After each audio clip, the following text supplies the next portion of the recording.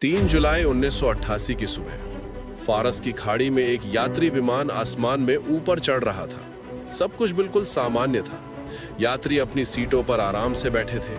Pilot routine उड़ान पर था। लेकिन नीचे समंदर की सतह पर एक अमेरिकी युद्धपोत की रडार स्क्रीन पर कुछ और ही दिख रहा था।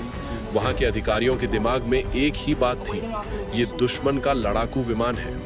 और बस कुछ ही सेकंड में 2 मिसाइलें आसमान की ओर दागी गईं। उड़ान भरने के सिर्फ 7 मिनट के अंदर वो विमान आग के गोले में बदल गया। 290 लोगों में से एक भी नहीं बचा। ये कोई युद्ध नहीं था, ये कोई दुर्घटना नहीं थी। ये था इतिहास की सबसे दर्दनाक और विवादित त्रासदियों में से एक। ये है ईरान एयर फ्लाइट 655 की वो कहानी जो आज भी दुनिया को झकझोर देती है। साल 1988 ईरान और इराक के बीच युद्ध 8 साल से चल रहा था। ये युद्ध सिर्फ 2 देशों तक सीमित नहीं था, बल्कि इसकी आग फारस की खाड़ी तक फैल चुकी थी। दोनों देश एक दूसरे के तेल टैंकरों को निशाना बना रहे थे।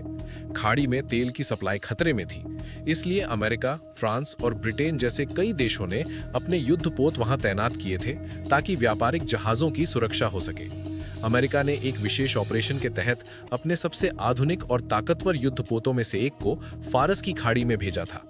इस युद्धपोत का नाम था USS विंसेंस। ये एक AEGIS equipped guided missile cruiser था, जिसे खास तौर पर हवाई खतरों को पहचानने और नष्ट करने के लिए बनाया गया था। इसकी रडार प्रणाली इतनी उन्नत थी कि ये एक साथ सैकड़ों हवाई लक्ष्यों को ट्रैक कर सकती थी। इस जहाज की कमान थी कैप्टन विलियम सी रॉजर्स तृतीय के हाथों में। वो एक अनुभवी नौसेना अधिकारी थे जो अपने आक्रामक रवैये के लिए जाने जाते थे। उनके जहाज को उनके साथियों ने एक खास उपनाम दे रखा था, रोबो क्रूजर। उसी दौरान बंदर अब्बास इंटरनेशनल एयरपोर्ट पर ईरान एयर फ्लाइट 655 उड़ान के लिए तैयार हो रही थी। ये एक नियमित रविवारीय उड़ान थी जो हर हफ्ते बंदर अब्बास से दुबई जाती थी। दूरी थी महज 280 किलोमीटर, यानी सामान्य परिस्थितियों में सिर्फ 28 से 30 मिनट की उड़ान। इस उड़ान के लिए चुना गया विमान था एयरबस A300B2, एक बड़ा और भरोसेमंद यात्री विमान। विमान में उस दिन 274 यात्री सवार थे, जिनमें 66 बच्चे भी थे। इसके अलावा 16 क्रू मेंबर्स थे, यानी कुल 290 लोग। इस उड़ान के कैप्टन थे मोहसिन रेजायान, एक अत्यंत अनुभवी पायलट जो इस रूट पर सैकड़ों बार उड़ चुके थे। उन्हें बंदर अब्बास से दुबई का ये रास्ता हाथ की लकीरों की तरह याद था। उस सुबह विमान करीब 27 मिनट की देरी से उड़ा। सुबह 9:47 पर फ्लाइट 655 ने रनवे छोड़ा और फारस की खाड़ी के ऊपर ऊंचाई की ओर बढ़ने लगी।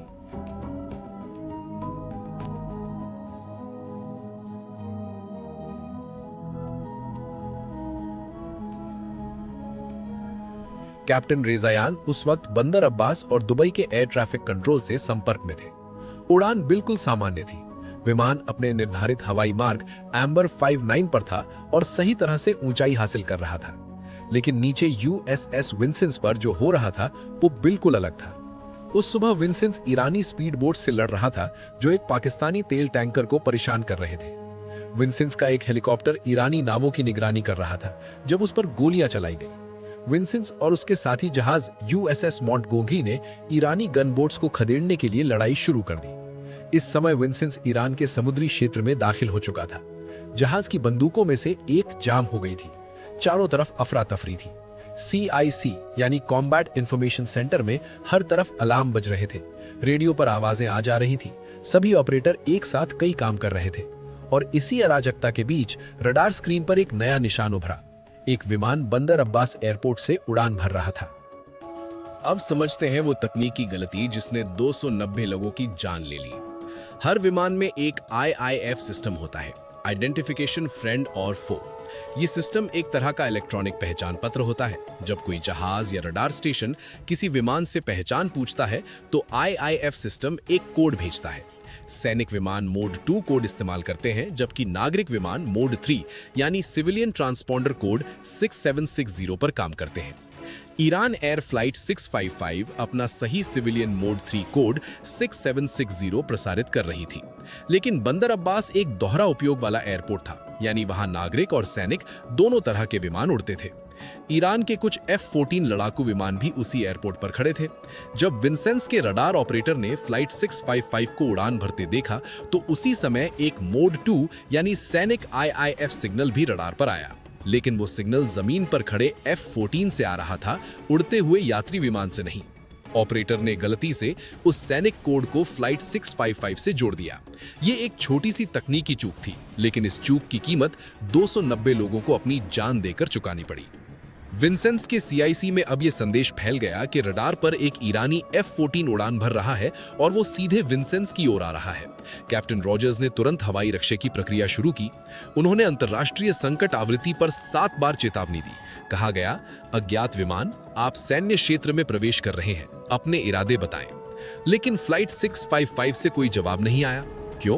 क्योंकि कैप्टन रेजा यान उस समय बंदर अब्बास और दुबई के नागरिक एयर ट्रैफिक कंट्रोल से बात कर रहे थे। वो उस आपातकालीन सैनिक आवृत्ति को नहीं सुन रहे थे जिस पर विंसेंस चेतावनी दे रहा था। ये ठीक वैसे ही था जैसे कोई व्यक्ति एक कमरे में बात कर रहा हो और दूसरे कमरे में कोई उसे आवाज दे रहा हो। उन्हें पता ही नहीं था कि उनके नीचे एक युद्धपोत उन्हें दुश्मन का लड़ाकू विमान समझ रहा है। इस बीच विंसेंस के CIC में एक और बड़ी गलती हुई। कंप्यूटर ने एक और विमान का डेटा, जो उस वक्त खाड़ी के ऊपर नीचे उतर रहा था, गलती से फ्लाइट 655 के ट्रैक से जोड़ दिया। जब कैप्टन रॉजर्स ने पूछा कि वो विमान क्या कर रहा है, तो जवाब मिला 450 नॉट्स की रफ्तार से नीचे आ रहा है। लेकिन असल में फ्लाइट 655 लगातार ऊपर जा रही थी और उसकी रफ्तार थी महज 380 नॉट्स। विंसेंस का अपना रडार ये सच दिखा रहा था, लेकिन कोई ध्यान नहीं दे रहा था। कैप्टन रॉजर्स के सामने अब एक बड़ा दबाव था। वो एक सक्रिय युद्ध की स्थिति में थे। उनका जहाज ईरानी गन बोट से लड़ रहा था और उनके CIC की टीम उन्हें बता रही थी कि एक F-14 लड़ाकू विमान सीधे उनकी ओर नीचे आ रहा है। अमेरिकी नौसेना के नए आदेशों के मुताबिक उस वक्त ये जरूरी था कि अगर कोई विमान खतरे की तरह पहचाना जाए और वो चेतावनी का जवाब ना दे तो आत्मरक्षा में कार्यवाही की जा सकती है। कैप्टन रॉजर्स के पास सोचने के लिए बहुत कम समय था। अगर वो F-14 वाकई दुश्मन का होता और उस पर मैवरिक मिसाइलें होती तो वो विंसेंस पर अटैक करने के दायरे में आने में बस कुछ ही मिनट दूर था। सुबह 9:54 पर कैप्टन रॉजर्स ने आदेश दिया, फायर। विंसेंस ने 2 SM-2 सरफेस टू एयर मिसाइलें दागी। उड़ान भरने के ठीक 7 मिनट बाद फ्लाइट 655 12,000 फीट की ऊंचाई पर थी, एम्बर 59 एयर कॉरिडोर में थी, ऊपर जा रही थी और उसी पल पहली मिसाइल ने उसे जा मारा। धमाका इतना जोरदार था कि विमान हवा में ही टुकड़ों में बिखर गया।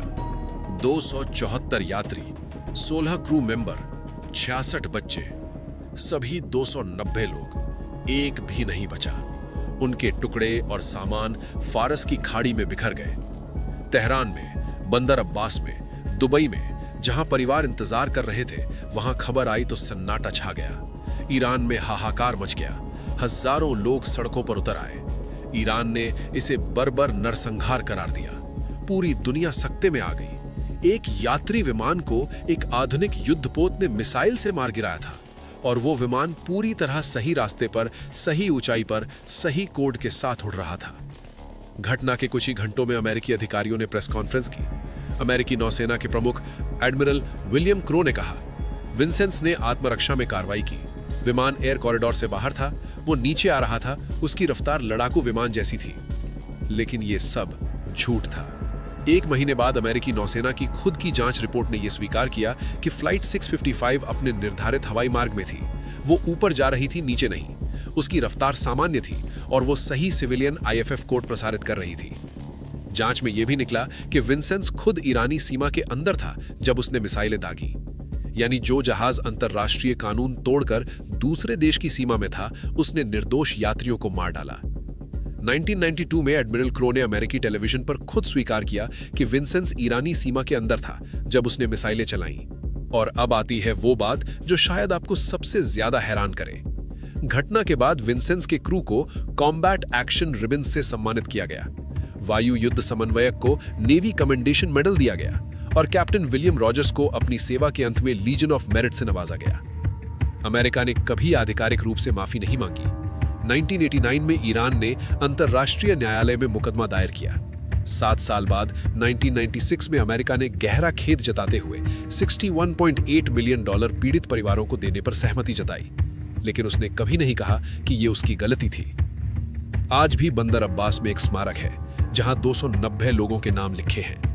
वो 66 बच्चे जिन्होंने अपनी जिंदगी शुरू भी नहीं की थी। वे यात्री जो बस दुबई जा रहे थे, शायद किसी रिश्तेदार से मिलने, शायद काम के सिलसिले में, शायद किसी खुशी के मौके पर। उन सब की जिंदगी 7 मिनट में खत्म हो गई। ऐसे ही एक और दिल दहला देने वाली कहानी सुनने के लिए यहाँ क्लिक करें। लेकिन रुकिए, उससे पहले अगर आप इस चैनल पर नए हैं तो हमारे चैनल को सब्सक्राइब करें और नोटिफिकेशन बेल को ऑल पर सेट करें ताकि आप कोई भी वीडियो मिस ना करें।